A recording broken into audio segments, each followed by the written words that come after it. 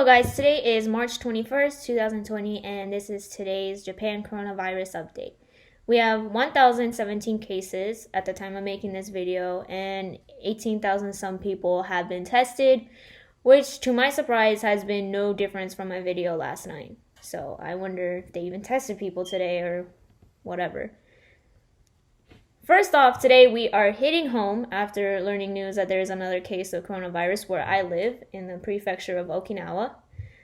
This case is something I want to talk about because it showcases the irresponsibility of Japan handling the crisis, and it surely goes to support my main assertion that there are more cases than that is being reported.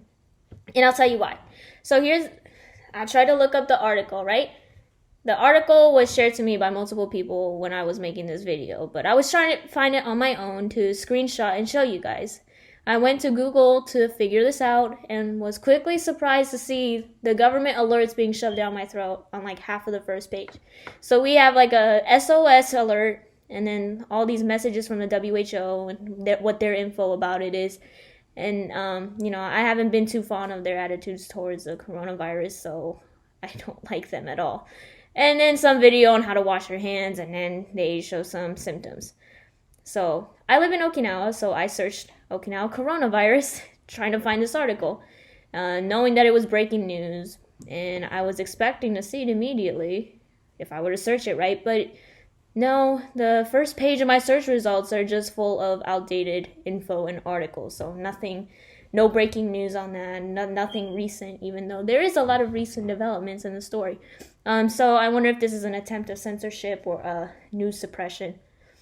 But anyways, I have the article here, and it explains how this new case is a girl in her teens. They traveled to Spain, and she was tested for the coronavirus in Narita Airport, which is an international airport in Tokyo.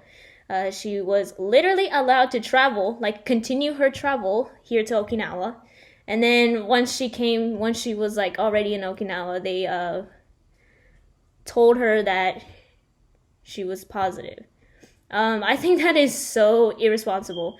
I would assume if Japan does anything right, then now they have to go do all that contact tracing. But instead of mitigating that in Tokyo and leaving her there until the results came out, they just let her continue on her trip, and therefore exposing more people.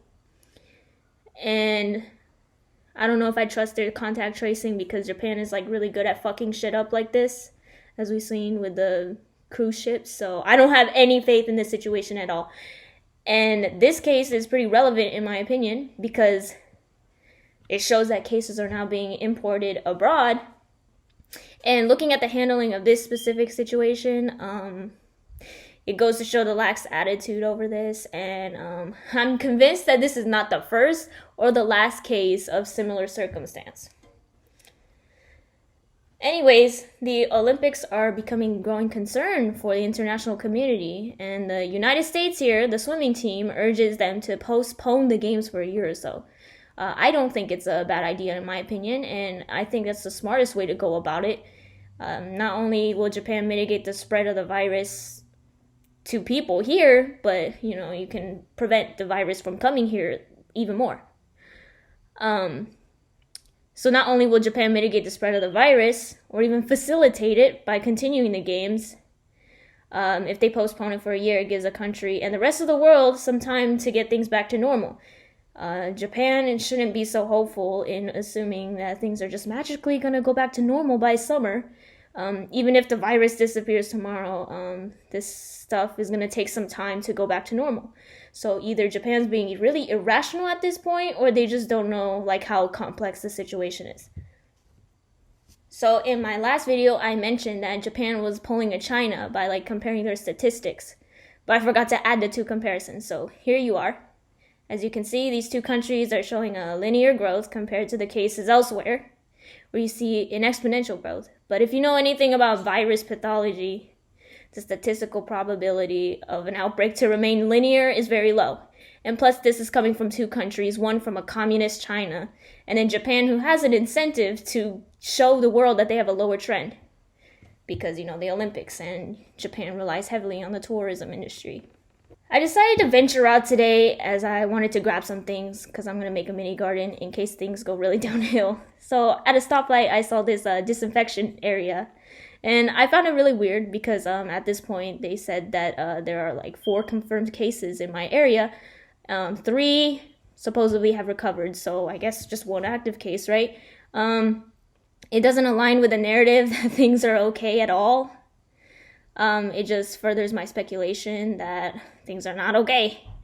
Then again, it could be for some good precaution, like they're closing down schools to disinfect them and stuff. But I don't think things like these are taken lightly without like some kind of evidence that things are not okay. Especially if you look at how slow Japan was, or this whole country has been in responding to the virus in the beginning stages. So back to my gardening thing. I'm starting this gardening thing out to create a sustainable source of food in case of shortages. Obviously, I'm thinking way ahead of time. And of course, I'm not able to tell you if you should start to garden yourself. But right now, I'm just using it as a way to sharpen my gardening skills in case that I'm going to need it down the road. That's all I can suggest, I guess. Start a small-scale garden so that you can, attain that skill set. But in case you need it. But plus, I don't even know if the climate that I live in is going to agree with it, so I don't know. I'm also germinating some seeds indoors, so you might need that skill, you might not. If you don't, then I still think it's like really good knowledge to have anyways. I'm kind of like anti-GMO, so I was like looking forward to gardening anyways, so it's a win-win situation for me. So this is all I have for today. Please like, comment, and share to get the word out. I'm trying to raise more engagement and discussion on this topic, so please help me out. See you next time.